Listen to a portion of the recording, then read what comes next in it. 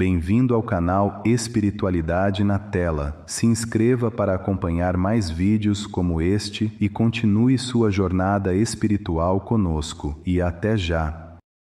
A gente vai precisar bagunçar um pouco, né? Muitas coisas vão acontecer, muitas coisas vão mudar. Tem questões de desencarnes em massa que estão para acontecer. O pessoal da espiritualidade sabe disso, né? Mas, de novo, a gente fala isso não é para assustar, para ficar com medo, não, é para entender que tudo está seguindo uma ordem certa de como as coisas precisam ser, né? É importante lembrar que o desencarne, seja de quem for, ele acontece no momento exato, né? Para aquele espírito e para os envolvidos, às vezes até para a família, enfim. Então, sim, muitas mudanças vão acontecer, estão para acontecer. Fala-se muito, né, de 2026, próximo ano, vai ser um ano punk, provavelmente. Não tenho informações privilegiadas, antes que me perguntem, mas tem muitas previsões a respeito disso, a própria astrologia mundial fala disso, médiums frequentemente falam sobre essa data, 2026, então tem muitas coisas para acontecer nessa data, não só nela, nas próximas também, mas principalmente 2026 guarda alguma coisa especial, eu acredito, né? Eu não gosto muito de fazer previsão, mas como é uma questão que é muito consensual, de muitas áreas diferentes, numerologia, tudo fala sobre 2026.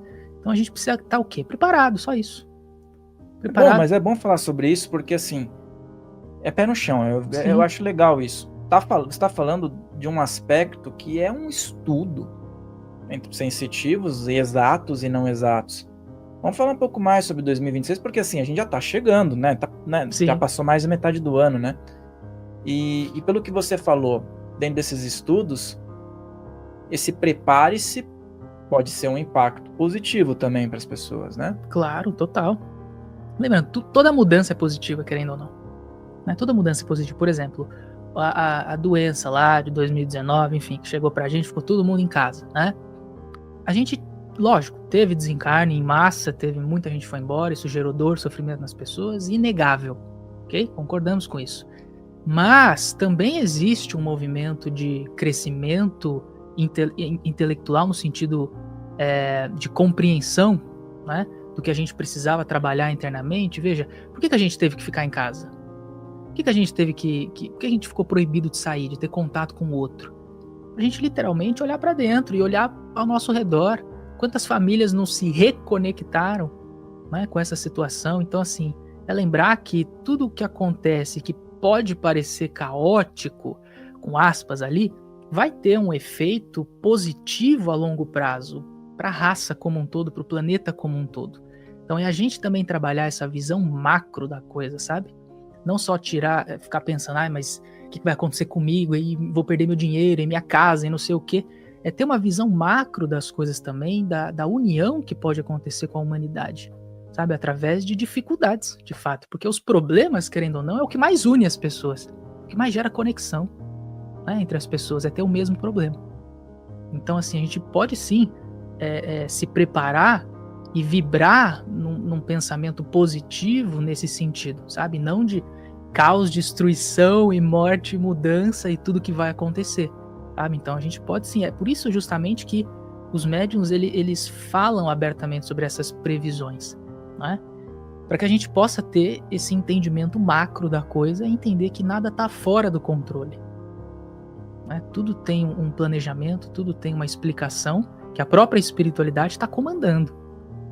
Esse planeta, ele não está à mercê das sombras, né? Então a espiritualidade, ela está por trás de tudo que acontece aqui.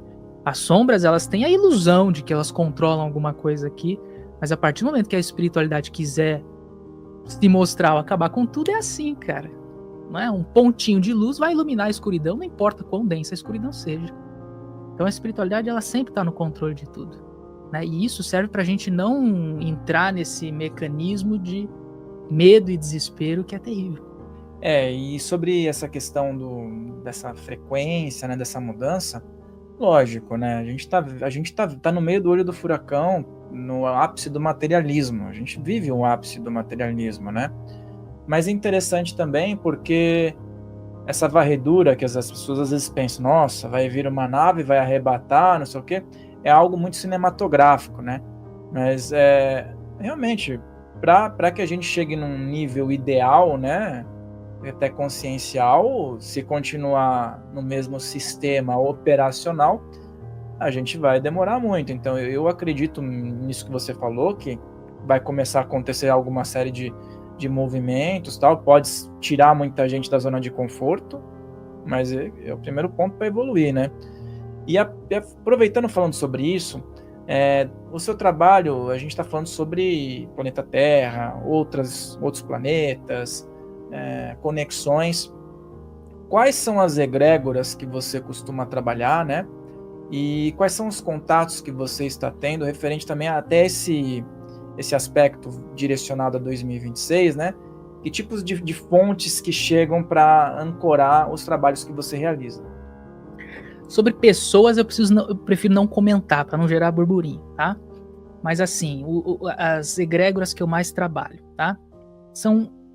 É a minha própria, ou seja, é a minha que eu conheci da Umbanda, mas que, por exemplo, o meu caboclo é um pleiadiano. O caboclo que eu trabalhava na Umbanda é um pleiadiano. Então começa por aí. Então eu tenho uma equipe pleiadiana, tenho uma equipe também mais punk, ali em questão de Exu e Pombagira, que cuida bem dessa parte de proteção minha e de encaminhamento, enfim, eu sou muito próximo do meu Exu, é um dos mentores que eu mais tenho afinidade. Cara, tem muita coisa. Mas a parte dos mestres ascensionados também tem um contato interessante ali, com Serafis Bey Saint Germain principalmente. Algumas coisas com Kutume, de vez em quando, não é sempre.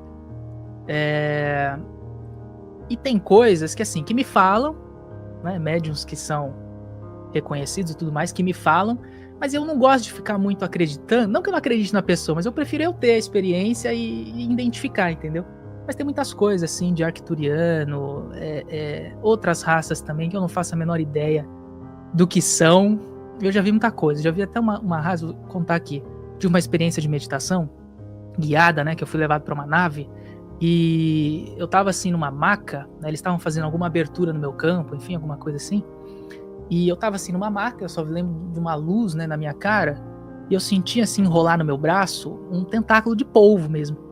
Tentáculo de polvo. Eu olhei aquilo e falei, meu Deus, não vou nem olhar pra ver a cara, né, da criatura. E era uma coisa boa, tá? Só deixando claro. Era uma nave confederada. E aí, esse tentáculo, ele vibrava assim, né? Ele pulsava assim. E a cada pulsação que dava, eu sentia no meu corpo físico. Uma coisa muito louca. Eu sabia que eu tava em questão astral, tava numa meditação, eu fui muito longe, mas eu sentia no físico, o meu corpo pulsar, vibrar assim. Então era uma energia de cura muito forte que aquele ser tinha, fora uma sensação de bem-estar muito grande. Então assim, eu sei que eu tenho uma família estelar que é muito diversificada, tá? E é uma equipe muito diversificada também, que acaba trabalhando comigo aqui. Cada um vai ter uma linha de trabalho mais específico, não é? Nesses que eu trabalho, Ordem de Santa Esmeralda também. Ah, cara, é muita coisa. É muita coisa, mas é isso que eu falei, tipo, tem questões que são pontuais e não vai ser todo mundo que vai olhar para aquilo, né? Então, normalmente, os que estão mais presentes comigo, Caboclo, Exu e um mentor que é um mentor que eu tive consciência até de forma recente, que é um médico hinduísta. É diferente. Então ele usa medicina chinesa, medicina oriental para trabalhar. E esses são os que mais estão próximos. Dependendo do trabalho que eu faço, alguns se aproximam, alguns chegam. Eu peço também a aproximação. Estou fazendo algum trabalho de cura, eu chamo o Bezerra de Menezes, eu chamo o Fritz, eu chamo toda a egrégora médica que esteja disponível, né? Eu não vou poupar equipe aqui, quanto mais melhor para mim. Então eu sempre tô chamando, eu sempre tô agregando, às vezes um se apresenta diferente, enfim, mas os principais seriam esses. Tem mais, mas os principais seriam esses. A briga tá aqui embaixo porque as pessoas querem classificar muito, né? É legal isso. Eu sou totalmente favorável a tudo isso que você falou, principalmente partindo de uma base da Umbanda, né? Há alguns anos atrás, ainda hoje tem, tá? Mas a Umbanda tá muito mais flexível. Uhum. Mas há alguns anos atrás, se você falasse que o caboclo é pleiadiano, iam aceitar. De forma alguma. O que é perfeitamente, para mim, aceitável desde o começo. Sim. Por quê? Quantos médiuns não estão canalizando uma mensagem de um extraterrestre sem saber? Claro, mas tem muito, ixi. Pra ele tá vindo um caboclo, mas esse caboclo Tá vindo da onde? Exatamente. Quem foi esse caboclo, né? Não é, pode até se apresentar como um nativo, mas é uma roupagem. Então, cara, tem muito sentido isso. E eu fui descobrir depois, viu? Né? Você foi descobrir depois. Muito depois, não fazia a menor ideia. Porque no primeiro momento podia gerar um impacto também, né? Sim. Na hora certa as coisas acontecem, né? E você acredita que hoje a gente tá falando abertamente com um público que pode ter mente aberta e às vezes tem nos comentários uns engraçadões aí, né? Que escrevem, né? Mas tem muita gente que apoia isso. E tem muita gente que quer separar em caixa também. Contato mediúnico é uma coisa, contato extraterrestre, alienígena é outra. Mas na tua opinião, como a junção disso também pode acelerar um processo mediúnico? Cara, olha, a separação, ela só existe aqui, né? Não tem separação nenhuma do outro lado, não importa se é pleiadiano, arcturiano, aviário, seja lá o que for, a raça que for, de um caboclo, que seja realmente um nativo e não seja um ser extraterrestre, enfim, não tem separação entre eles, cara. Tá todo mundo trabalhando pelo mesmo motivo, pelo mesmo sentido, que é ajudar, é servir, ajudar, né? No propósito maior, que é o bem maior. Então, assim, eu não vejo nenhum tipo de separação. Quem faz separação é a gente, né? Através das religiões, através das caixinhas que a gente quer colocar. O contato, não existe contato mediúnico, contato com extraterrestre. Contato é contato, meu amigo. Você tá abrindo ali um portal, você tá criando um acesso, né? Não é uma bolinha? Você tá criando um acesso ali. Não importa quem é que esteja falando, se for, claro, né, direcionado e alinhado com o que você está querendo fazer e trabalhar, enfim, não importa quem seja. Eu sempre falo isso, cara, não importa, por exemplo, se o meu mentor fosse Chico Xavier, se o meu mentor fosse Joãozinho da esquina, o meu trabalho ia ser o mesmo, entendeu? Não importa quem é que está fazendo. Até porque a intenção que você coloca pode te ligar a várias consciências, né? Sim, total. E é o que eu falei, as egrégoras vão se apresentando. Eu não comecei com essa egrégora toda desde o começo. Serafis Bey se apresentou pra mim, final, faz 2 anos. Não foi desde sempre. Foi do nada, num dia aleatoríssimo. Do nada eu escutei. Eu comecei a conversar, não conhecia a fraternidade, assim, já tinha lido, né, sobre a fraternidade branca e tudo mais, mas ascensionados. Tinha uma ideia muito por cima, bem rasa, e eu tava lá, trabalhando um dia normal, de repente começa a vir voz na minha cabeça, eu falo, cara, tem alguém querendo falar, né? E aí veio, aqui é Serafis Bey. E assim, eu nem sabia quem era, cara. Falei, eu já tinha estudado, mas não é um negócio que eu sabia, que eu conhecia. Eu falei assim, já ouvi esse nome. Tá, o que tu quer, né? Aquela coisa. E aí a gente começa a escutar, enfim, então as egrégoras vão se apresentando com o tempo, com a maturidade que você vai ganhando, que você vai desenvolvendo, com as pessoas que você vai conhecendo também, que são portais também de acesso, né? Vão abrindo coisas pra gente. Muito. E o Serapis Bey, ele tem dos mestres ascensionados, eu vejo ele como mais enigmático, assim, né? É uma energia diferente. Também me dá a impressão que ele não seja pertencente ao planeta Terra, como os outros também não, mas assim, as experiências que a gente vê, por exemplo, de Jesus, do Kuthumi, né, o próprio Saint-Germain, os relatos, eles ligam a contextos históricos, né? E o Serapis Bey não, ele tem algo ligado ali ao Egito, né? Aquela questão da clareza e tal, e da iluminação, iluminação, né? Algo mais enigmático, é interessante isso, cara. O que ele me ensina sobre a iluminação é o seguinte, a iluminação, ela não é uma coisa que a gente busca em... Bom, meditação pode ajudar, vamos ser sinceros, mas não é assim... A iluminação, ela acaba sendo uma coisa natural, sabe? Natural da evolução do ser. E a verdadeira iluminação é aquela história da balança de Anubis. É o coração e a pena. Isso é iluminação. Então ele usa literalmente essa imagem do Egito de sei lá quantos mil anos atrás para ilustrar o que é iluminação até hoje, assim. Pelo menos para mim, é a imagem que ele me mostra. É ter um coração tão leve quanto uma pena. Não guardar absolutamente nada, não guardar mágoa, não guardar rancor. Ser uma pessoa feliz, realizada, transparente, sincera, bondosa, amorosa. Isso é iluminação. Se você for capaz de fazer isso, você vai seguir um caminho de iluminação. De novo, olha para Chico. É um ser iluminado, sem dúvida nenhuma, ninguém tem dúvida disso. E não é pelo trabalho todo que ele fez, é pela pessoa que ele era. É verdade. Inclusive, até materialmente, né? Teve um lance, acho que no SBT, de quem foi o maior brasileiro de todos os tempos, foi ele. Ah, é? Foi eleito em votação popular, pra você ter uma ideia da magnitude. Então. E é uma figura espírita. O Brasil não tem predominância de espiritismo, né? Sim.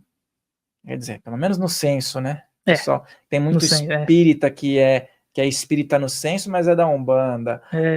O cara é espírita, mas ele põe católico, né? Tem. Você vê a magnitude do trabalho do cara, né? Não tem o que falar dele. Se você procurar, você não vai achar, não tem como falar mal, não tem como descredibilizar o cara. Antes de fazermos nossa oração, eu te peço um gesto simples, mas poderoso. Inscreva-se agora no canal Espiritualidade na Tela. Assim você continua acompanhando nossos vídeos e caminhando junto nessa jornada de luz e despertar interior. Agora, feche os olhos por um instante. Senhor, que tua presença envolva este coração que escuta neste momento, que toda angústia se transforme em calma, que toda dúvida encontre direção e que cada passo seja guiado pela tua sabedoria divina. Abençoa, Senhor, cada pessoa que está aqui, trazendo proteção, serenidade e esperança para o novo dia que virá. Que a tua luz nos acompanhe sempre e que o amor seja o caminho que nos une. Amém. Obrigado por assistir ao canal Espiritualidade na Tela. Se inscreva para acompanhar mais vídeos como este e continue sua jornada espiritual conosco. E até já. Talvez você não esteja perdido. Talvez apenas distante de si mesmo, distante da calma, da clareza interior, da sensação de estar em sintonia com a própria vida. O despertar não acontece de fora para dentro. Ele começa quando você silencia e escuta. O Caminho do Ser Iluminado é um audiobook criado para conduzir você a um reencontro profundo consigo mesmo, despertar a consciência, harmonizar mente, corpo e espírito e fortalecer a conexão com sua intuição e propósito. Um conteúdo para ouvir com presença em um momento de paz, permitindo que cada palavra traga consciência, equilíbrio e luz para a sua jornada interior. E por tempo limitado, este audiobook acompanha bônus especiais para aprofundar ainda mais esse caminho de autoconhecimento. Tudo isso por apenas R$ 19,90. As informações estão na descrição.